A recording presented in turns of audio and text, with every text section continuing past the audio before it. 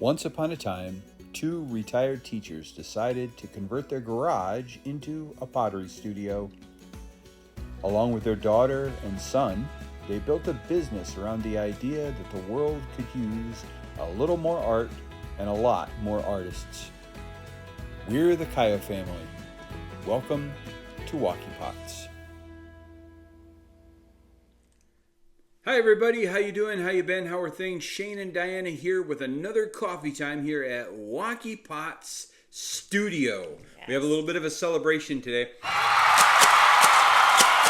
Woo! All right, so you might be wondering why the goofy celebration stuff, and you know what? That's a good question. Why are we celebrating?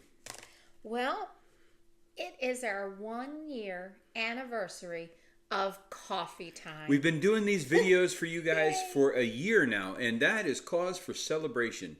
It has been a fantastic year, and we've enjoyed all of these coffee time episodes. Yes, and it's really funny because we took some time this week to look at our first one. Yep, our very first coffee time video. If you haven't had a chance, it's not even called coffee time. If you go to our playlist, it's just the date, and it was November 5th, 2023. Yes. That was our first coffee time video. We didn't even realize that we needed to put a title. Yep, but now we know. But now we know, mm-hmm. You know. Yep. So, and this whole year has been sort of about us learning, not just pottery, but even the whole thing of making these little videos. That's right.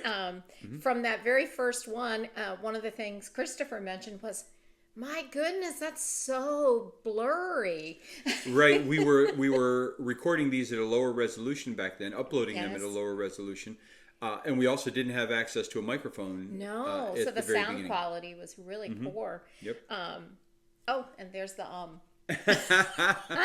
We also noted that in that first episode, Diana said the word at least 57 times, you guys. I don't know if it was that many or not, but there was one sentence in which I said it 4 times at least. It was a lot. Anyway, so what are we going to talk about in this week's 1 year anniversary episode of Coffee Time? Well, we are going to let people know where we're standing in terms of our YouTube channel. Mm-hmm. That'll be one of the things that we do.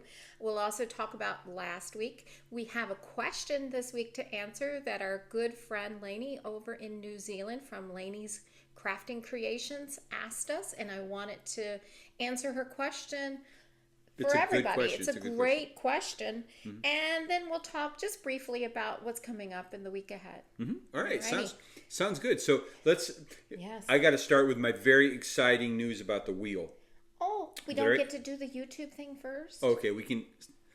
Management says we need to do the YouTube thing first, so we'll do that first. Sorry, guys, but that's what I said, wasn't it? You know? Okay. All right, so YouTube. So we have 496 subscribers now.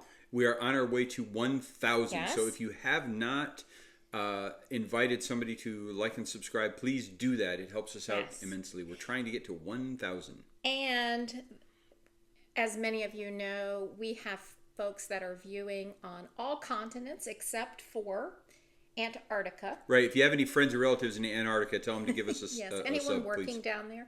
Right. And from our YouTube, whatever the thing is that tells us analytics and things. I believe it's called analytics. Oh, is it? Anyway, yeah. Oh, okay. Go ahead. Okay. We have had this past year 27,402 views. 27,000 views on our channel. So that's it's nice. Like, wow, how did this happen? Yep. So anyway, okay, we did it. Now you can talk. All right, so now I have permission to talk about the wheel. All right, so I got that wheel that I was talking about last week. Yes. And as soon as we got it unloaded from the truck, I plopped it down on the ground and immediately noticed how it was still spinning really well. So I went and got a glob of clay, and immediately, before doing anything else, I threw about 3/4 of a pound of clay onto the wheel and made this cool little berry bowl. It's just a little berry bowl, just a bowl with holes in it. But I will definitely show pictures of that process. But let me just say that it's going to be a fantastic wheel once I get it set up and usable here in the studio. It is not motorized. You know, as I said before, it's a quick kick wheel. And I'm not sure I'm going to love making everything on the kick wheel. But I've also, through the process of restoring it, discovered that I don't really want to gloss over everything and make it look like new. I want to kind of repair the parts that need to be repairing, replace the seat probably and some bolts and things like that. But I think I'm going to try to leave that patina of age on it. I think that gives it character, and I think it's going to make it a lot more fun and a lot more meaningful for me. One of the things was I've been in contact with a person who knows or knew the person who designed the splash pan for that wheel back in the early 1960s. And I think it's fantastic and kind of awe-inspiring to know that splash pan was crafted and molded by hand. A famous potter named Carly Tart designed that pan, and then it was molded in cast aluminum. So it's got quite a bit of a story behind it, and I'm learning more and more about the wheel as time goes on. But I know for sure that my original guess of the mid-1970s was off by about a decade. The wheel was made in the early 1960s, and I can probably nail it down to about 1962. Wow. And when I think about all the time that's gone by since then, it's really kind of humbling to think that machine is still going to be cranking out pottery all this time later. And if I have anything to do with it, it'll be going for a long, long time into the future. Do stay tuned for updates. I will have a video of the entire process once it's finished, and in this video, of course, I'll have a couple of pictures of my journey with it so far. But it is going fantastic. It really is. Yes. Well, and yeah, so you had a really grand time working on that this past week. There was not a lot of pottery made in the studio last week because we really were resting and rejuvenating. Right. I did make a few things. I made a few things that I have to put handles on right here. And I made a few things just this morning before our coffee time, just so I didn't have to tell y'all again. Oh, I didn't make anything. Didn't make anything. but I did. I did. And one of the things that I shared, I think it was last time even, was that I had a goal over the winter that I wanted to make 10 new things. Not 10 pieces, but 10 things I had never made before. Well, here is one of those new 10 pieces. That's Diana's wine cup, everybody. No, it's not. But it's a, well, I know what it is, but I can't remember what it is now. A utensil crock? Yes. Is it a utensil crock? It is, thank you, because now all I can see is wine That's filled like to the top. half a gallon of wine. It's not a wine cup. It's a utensil crock. Yes, it is. And I can actually tell you that I made this with 3.5 pounds of clay. It is thicker walled than what I would normally do. I used 2 of our spacers. Yes, spacers together to get that thickness. Because one of the things about putting the large wooden spoons and spatulas and things into a crock on a counter is it has to be able to hold them upright. And if it's not got some weight and some heft to it itself, then it'll get top heavy and fall over. Well, I think that's going to be fantastic. So I'm looking forward to to seeing how this turns out. Can't wait to see it with that texture. I will show closer pictures of that. Yes. And the other thing is I made another one of the bee mugs. They went so fast I didn't get to look at it for very long. So I really liked it, guys. So I did make another one of those this morning. And just a new little thing with leftover clay. You know how I love to do the owls and the cardinals. I hope it looks like a fox. By the time you glaze it, would definitely look like a fox. Yes, because right now it could be almost a cat, almost a fox. I'm not sure. But one of the fun things that I was making is this ornament for a Christmas tree. And there is a reason I did this. One of my very favorite movies of all time is It's a Wonderful Life. And I have driven my family nuts with that movie. She's got to watch it and through repeat. The years. I think both every my season. son and daughter think it's the most boring thing they've ever seen in their life. But for me, the message behind it, the meaning behind it is just so wonderful. And there is a part in there where little Zuzu says, teacher says, every time you hear a bell ring, ding, ding, ding, an angel gets its wings. And so I made the little bell. Well, I can't wait to see how it goes together, We'll see. and hopefully it'll. I think hopefully it'll look ding. cute. I'm thinking about putting a little wooden bead on the top of it too, just to add to it. We'll see.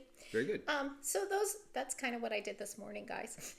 So I can say I did it last week because it happened before coffee time. Right. It was. I'm sure you all probably do that same thing sometimes. Yeah. It was done minute. before right now. Yes, So that's right. fine. So, but last week we did go and learn to play pickleball, and he survived. I don't know how. I've finally gotten my leg out of the cast. I'm out of traction. You did not. You did not. So pickleball turns out it's a lot of fun, and it is not a full contact sport. And it didn't take me too long to realize that a helmet is kind of unnecessary. You don't really need a helmet unless you're playing way too hard. Pickleball was fun. It's like a cross between ping pong and tennis. Yes. And it was fun. It really was. And it's another way that we can get a little bit more exercise and help keep ourselves healthy and active and energetic. We're probably going to be doing this semi-regularly now, going to play pickleball. Yep. So looking forward to that. The other thing that we had happen last week was we went to the SCA event on Saturday. Right. That and was the Crown event on Saturday. We'll show a picture of that, you know, that way you can see us in our, what is it, our Viking wear? Our garb. The event was not huge, but it was still worth our while to go. We did quite well. Not as much as we would make on our busiest days at Shinktink, but not even close to what our lowest days would have been. So it was definitely worth going. And it was a beautiful, beautiful day. The drive was nice. We saw lots of fall foliage. The folks there. Everybody was absolutely fantastic. And it was just a pleasant day to sit outside. My little blue cup that you may remember was made out of that blue porcelain. A gentleman did purchase that. It made me feel pretty good. And then we did sell a fair amount of things from our table too. Talked to several folks that also do pottery, and several of them bought pieces from us. So that was just very, very humbling. You know, it's nice. It was a great experience. Glad we went, and it was a beautiful day to be sitting out with our pottery. Yes, and that wasn't the only time we wore our garb. That's right, because we used it another day. A few days before that, a couple days before that, we went trick-or-treating, and we wore our garb while we were trick-or-treating just to be a little festive and costumey and that kind of stuff. And that was really nice because we went to dinner at our friend's house, and then we went trick-or-treating with them, and it was really fun. It was great. It kind of reminded me of trick-or-treating from when I was much younger. Okay. And that's because of the whole festive atmosphere and things like that. That's true, because the entire street for, I guess, about a mile was closed off to traffic. Right, and the entire community was involved. That's right. It was like a giant Halloween party outside. It was great. Fantastic. So shout out to Chrisfield, Maryland for a fantastic trick-or-treat event. And also James and Chrissy from Hanson's Craftery and the kids. They were absolutely a blast to be with. It was fantastic, and we had a lot of fun. Yes, that was wonderful. So that was pretty much our week in a nutshell. Right. Now we're going to go do our question. Okay, sure. Let's do our question now. Yes. So Lainey, after our video last week, and we were talking about how the market was over, and she said, now that the main season is finished, is there anything that you would do differently next year? For example, would we do both Wednesdays and Saturdays again? We were quite nervous. It's a good question. Thought-provoking question. Because at the beginning of this season, at the very beginning, when I found out that Diana had booked us for every Wednesday and every Saturday, I was a nervous wreck thinking, oh my goodness, how are we going to be able to do that? So that's a very good question. Yes, we did do it. So what's your take on that? Well, we definitely will do the Wednesday and Saturday again. It was very beneficial to do both days, and many times we would see folks on Wednesday, and they would have just arrived, and they would ask, are you going to be here on Saturday also? And they would come back. Right. We on saw lots of Saturday. folks twice. Yeah, so it was nice for that because we got to visit a couple of times. Lots of tourists twice. Yes. Because we had many locals who came and visited us every time we set up. Right. So I definitely would do the Wednesday and Saturday again. However, there are some things we would do different. Some things we would do very different. One of the things we were talking about earlier today was the fact that we wore ourselves out last year because we had to make fire bisque, glaze fire, Right. take it to the table. And it was a very frenetic pace. Frenetic and frantic and rushed the whole time. So I think what we would like to do throughout these winter months to prevent that from happening is, as we're making, go ahead and get things bisqued, not necessarily glazed, but just keep putting this bisqueware aside so that we have some ready for during the summer when we want to take a glaze load to the table on a Saturday, because that's one of the things that we really prided ourselves in, was always having something fresh from the kiln. And people looked for that too. They did. We heard a lot of feedback about how great it was to see new things. Even though we were set up every week, we weren't set up with the exact same things every single week. And we heard lots of positive comments about the new stuff. Lots of people come up to us excitedly just to see what we had that was new and different that week. So we definitely need to keep up with that. But this way we wouldn't have to worry, and we would still be making through the summer, but we wouldn't have to worry about running out of things and then having to take a Saturday off or a Wednesday off to make pottery and try to push things to get done quicker. So the one thing then we would do different is we want to have a stockpile of bisqued pottery that can just sit and wait for us to glaze it when we can. And that leads us into the other thing we would do different, and that is not trying to get all the glazing done in one day, in one sitting. It's like a marathon. It really is. Filling up the kiln in one work day, glazing enough pieces to fill up the kiln in one work day is too much. It takes too much effort and too much energy. So we want to glaze a little bit along. Right. Yes. And one other thing we will do different is, and this is, we're going to change this up for next year. I don't think we're going to plan on setting up at other events. I think our own experience shows us that the only event that we are going to plan for is the Chincoteague Island Farmers and Artisans Market. And the reason for that is because we sold as many pieces as we made while we were doing that. We didn't have a stockpile of pottery just sitting in storage for us to set up all the time. So it makes sense for us to concentrate on the market that we know will work. Right. And then as we're able, we can do other things as they pop up and as we want to. But that one time we set up at a market and we set up in the rain, and it was cold and lonely and nobody there, and we only had one sale for the entire time we were there that day, and that sale was to a small child who bought a $12 shot glass, tiny little cup. That was disheartening, and it kind of pointed to us that maybe that market wasn't one that we were destined to go to every single time.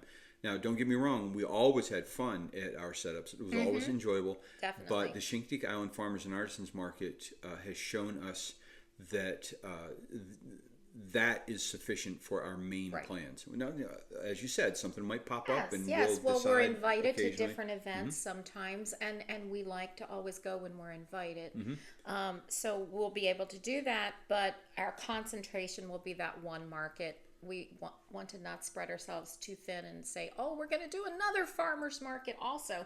I mean, we knew some people who went to 4 different farmers markets last year. Yeah, there's no way we could do it. Keep up with and that brings us, Slaney, to the other thing that we would definitely do different next year, because this year we didn't take days off.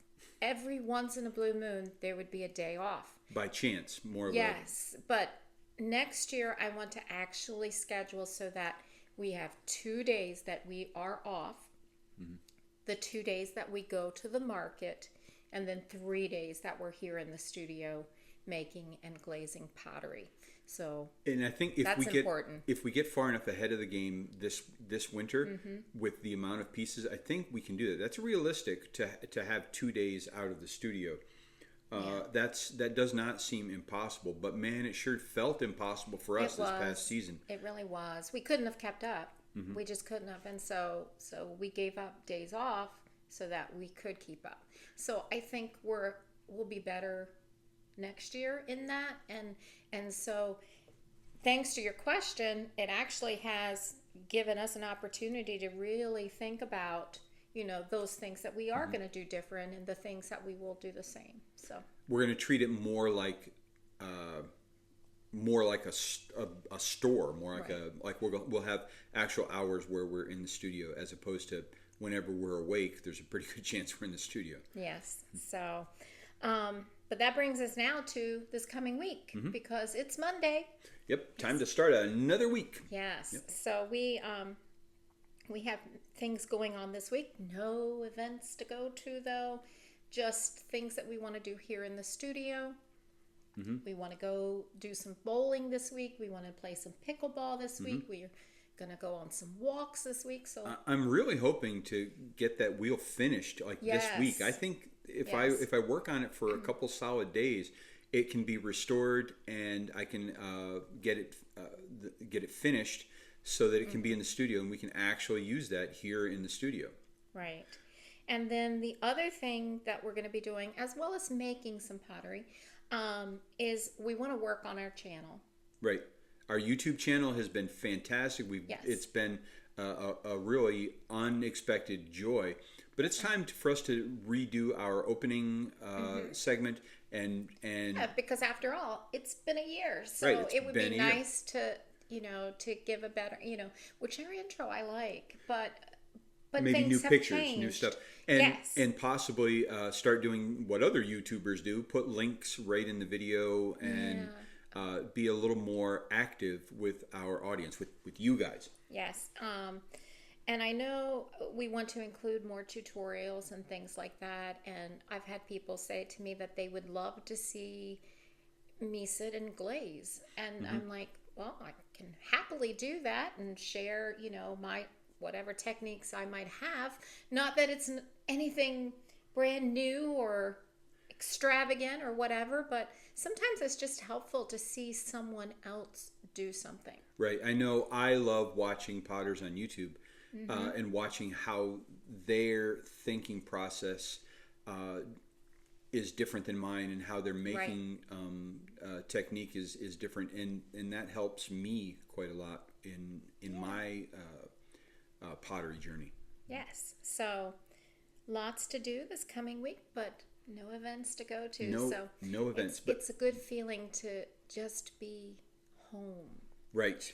And to know that we're throwing things on the wheel and hand building things for the joy of working with the pottery, and not because we're pressed to get something on our table by Saturday. We do have 2 events coming up in a couple weeks. One of them is a very small event where we're only going to be setting up on one table. We don't really need to make any more stuff for that. Right. And then we've got the Holly Market at Shinkatig coming up at the end of November. We've got a few weeks before that, and that's plenty of time for us to make some Christmas themed items, some ornaments and things like that. Oh, I did make some ornaments too. You did make some ornaments, right? Yes. But we have enough time. We can take a breath and we can enjoy the journey. Yes, right? Definitely. That's one of the great things about November for me, is it's that time to slow down, rest, rejuvenate, enjoy baking. Oh yeah, we definitely enjoy the baking. Enjoy the fall colors and the fires and the fireplace, and so we want to definitely take some time to do that this week too. For sure. Yes. So, but I think that's it for today. Okay, well, if that's all we have to talk about, then it's time for me to sign it out. It is, and thank you guys so very much for joining us and being with us and making us realize that the world is not so large. It really isn't. Yeah. Thanks so much for watching. Please do hit that like and subscribe button, and hit that bell icon to be notified of new content and all that stuff. But for now, toodaloo, TTFN, ta-ta for now. Take care. See you later. Have a fantastic day, no matter where you're at. Bye, everyone. Bye, guys.